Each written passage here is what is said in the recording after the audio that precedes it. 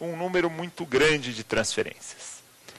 Entre as exigências que se tem para uma pessoa transferir o seu título eleitoral, está a de que essa pessoa tenha domicílio naquele local para onde ela pretende se transferir há pelo menos 3 meses. Exige-se que essa pessoa tenha domicílio naquele local para onde ela pretende se transferir pelo menos 3 meses antes do pedido de transferência.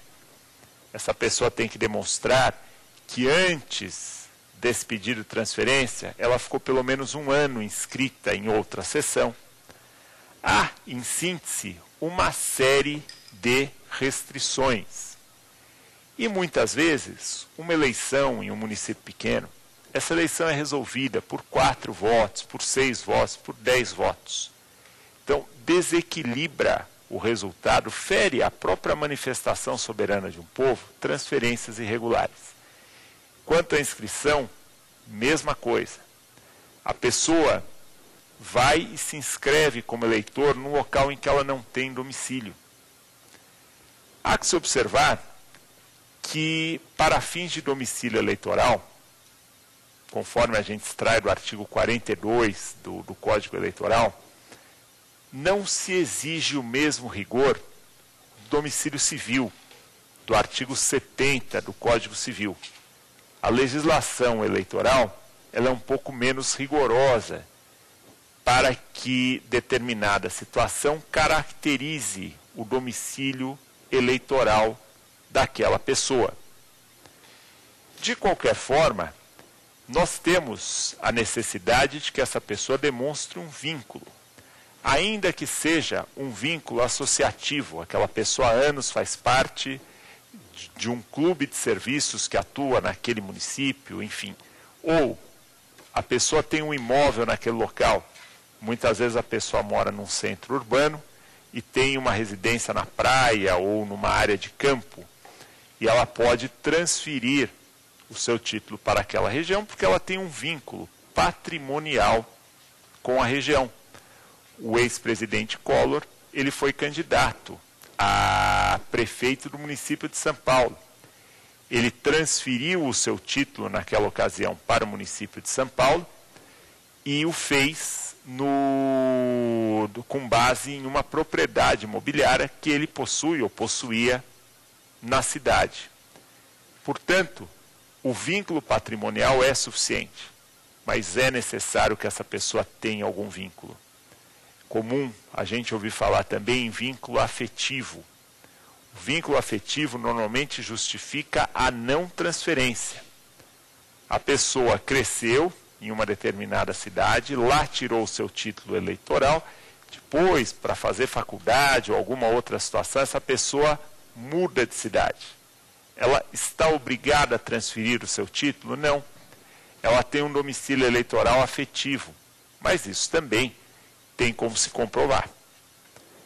Não havendo essa comprovação, a declaração falsa de endereço é crime, e aí é crime de mera conduta, e caso a inscrição se consolide e depois se perceba que era uma inscrição fraudulenta, crime do artigo 289 do Código Eleitoral. Uma outra questão que se coloca é se o índio pode votar ou não, se o índio pode se alistar como eleitor. O índio que está integrado na cultura nacional, sobretudo com a língua nacional, de acordo com o Estatuto do Índio, de acordo com a Lei 6.001 de 71, o índio que está integrado à cultura nacional, ele pode sim se alistar, ele poderá votar e pode inclusive ser candidato. Tivemos no passado um deputado federal, Juruna, que era indígena. Então o índio aculturado, o índio que tem domínio da língua nacional sobretudo, ele pode sim se alistar, ele pode votar. Alguma questão em relação ao tema? Em relação aos índios? Pois não. Meu nome é Carlos Eduardo. Gostaria de saber se os presidiários eles podem votar, e se tem como o Estado oferecer hoje uma estrutura para que eles possam exercer esse direito. Certo. A pergunta do nosso colega Carlos Eduardo é em relação ao presidiário. Se o presidiário pode votar, pode se alistar. Sim. O presidiário, o preso provisório, ele não está com seus direitos políticos suspensos. Nós vamos analisar à frente, de acordo com o artigo 15, inciso 3 da Constituição Federal, que a suspensão dos direitos políticos se dá em razão da condenação criminal transitada em julgado. Então, o preso provisório, em princípio, pode se alistar e pode votar. O que se tem hoje observado é o seguinte: a pessoa, ela só pode votar no seu domicílio. Excepcionalmente, o que se admite na eleição, exclusivamente na eleição do presidente da República, é o voto no exterior daquela pessoa que 151 dias antes das eleições transferiu o seu título para aquela localidade. É a única hipótese de voto em trânsito que nós temos. No mais, não há voto em trânsito. E o preso, ainda que provisório, ele é considerado, em regra, uma pessoa que está fora do seu domicílio. Está fora do seu domicílio. Ainda assim, a legislação eleitoral estabelece que naqueles locais em que há mais de 50 pessoas internadas, isso vale para presos, vale para institutos de ancianíase e outros, locais onde há mais de 50 pessoas confinadas em condições de votar, nesses locais, quando possível, deve ser viabilizada uma sessão eleitoral. O que nós verificamos na prática hoje no país, é que até mesmo por razões de segurança, os presos, eles são deslocados de um lado para outro com muita frequência. E ainda que se monte uma sessão eleitoral dentro de um presídio de presos provisórios, nós teríamos aí a necessidade desse preso estar registrado junto àquele local, junto àquela sessão, até 151 dias antes das eleições. Então, essa exigência de que o preso esteja cadastrado naquela sessão eleitoral 151 dias antes da votação, na prática tem inviabilizado o voto do preso. Então, são dois argumentos. Essa ausência de inscrição no local próprio e o fato de que ele não poderia se inscrever fora do seu domicílio. Na verdade, o ideal seria que o preso provisório fosse reintegrado a essa atividade. Talvez no futuro, com uma incidência menor de violência em presídios, se consiga fazer isso, até porque hoje os nossos mesários são todos convocados entre cidadãos comuns e geraria muito problema você instalar mesas receptoras dentro dos presídios. Aliás, é uma das poucas exceções em que funcionários da mesma repartição podem atuar numa mesa receptora de votos. É justamente o caso de estabelecimentos de internação coletiva. Na prática não tem funcionado bem, por vezes se tem algumas experiências, os juízes, sob a orientação dos respectivos TRS, eles não podem implementar sozinhos essa prática, mas os juízes, por meio dos seus TRS, eles podem instituir essa votação dentro dos presídios, desde que preenchidos esses requisitos. Temos hoje uma resolução que trata do tema pertinente ao voto dos presos provisórios. Vou passar aqui o dado para os colegas relativo ao número dessa resolução. É um trabalho a ser feito no futuro. Temos aqui a resolução 21.538 de 2003, tratando dessa remessa de cópias da suspensão dos direitos políticos e que também traz aqui algumas regras pertinentes a essa votação dos presos. Colega? o Instituto da Obrigatoriedade do Voto não se opõe ao voto enquanto direito do cidadão? O colega Ademir coloca a questão do Instituto do Direito do Cidadão de votar. Na verdade, é um direito-dever. Da forma como a Constituição coloca essa situação hoje, a pessoa não tem exatamente o direito, ela tem o dever de votar. Ela está exercendo um direito que se dá aí de forma obrigatória, comparável a outros, a respeito do direito à paternidade, mas a pessoa, o pai, exerceu ali um direito, enfim, ele tem compromissos, obrigações que decorrem desse seu direito. A opção do Constituinte foi estabelecer realmente como um direito-dever essa questão pertinente ao voto. Alguma questão? Vamos em frente aqui. Quando a gente pensa no prazo do alistamento, qual é o prazo para o eleitor se alistar? Em relação ao brasileiro nato, esse prazo vai até os 19 anos de idade. A pessoa pode se alistar até os 19 anos de idade, mesmo que ocorra uma eleição nesse período, ela não sofre sanções. Tem 18 anos, vem a eleição, mas ainda estava dentro do ano previsto para essa pessoa se alistar. Não há problema, ela não sofrerá sanções. De outro lado, em relação ao brasileiro naturalizado, para o naturalizado, temos que o exercício do voto se dá no prazo, o alistamento deve se dar no prazo de 1 ano contado da sua naturalização. 1 ano da sua naturalização. E a partir do momento em que verificamos a condição de estrangeiro, há que se indagar, algum estrangeiro pode se alistar como eleitor no Brasil? A regra é que o alistamento exige a condição de brasileiro, nato ou naturalizado. Porém, existe entre nós a figura do português equiparado. O artigo 12 da Constituição Federal prevê essa figura do português equiparado. Quando há reciprocidade em Portugal,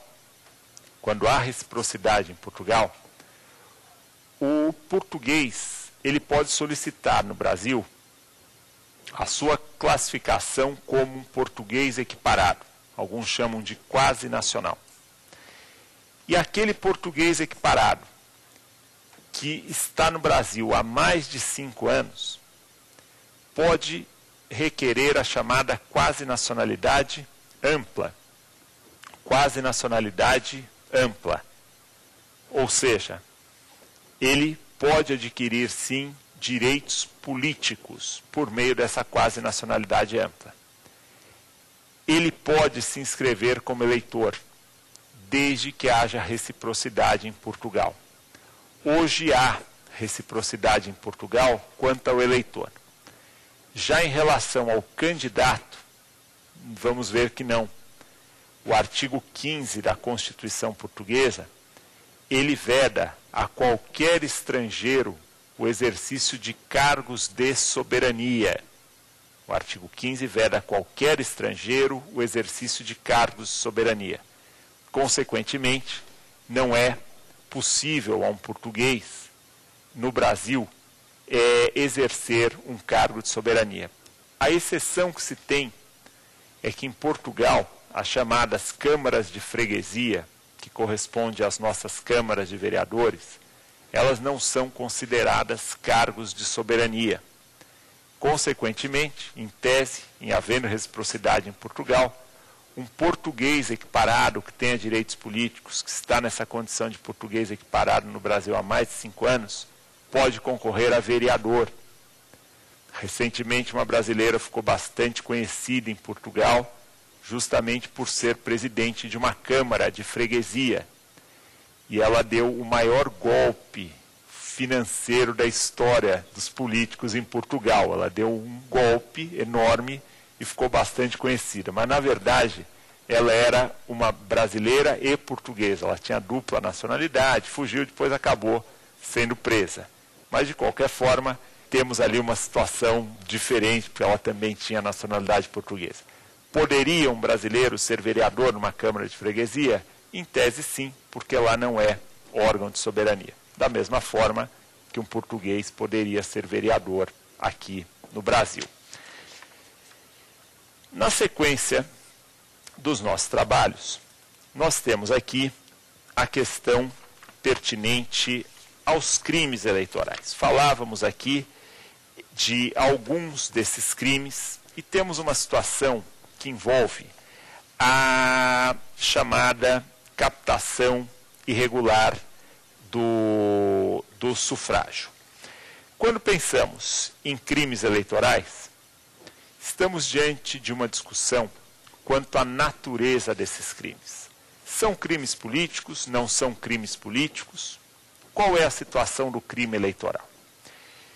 Isso tem relevância entre nós pelo seguinte: o artigo 64 do Código Penal estabelece, na hipótese de reincidência e tal, que o crime político anterior não implica em reincidência.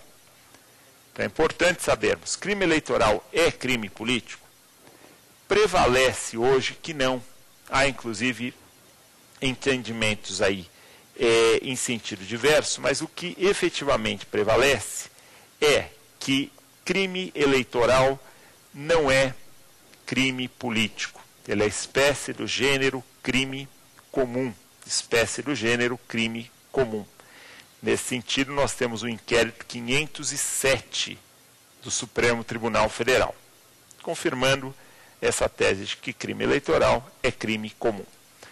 Quando pensamos em crime eleitoral, surge a seguinte questão: qual é a polícia das eleições? É a polícia estadual? É a polícia federal? Qual é a polícia das eleições? A resposta mais contundente a essa pergunta veio pela resolução número 22.376, resolução do TSE 22.376.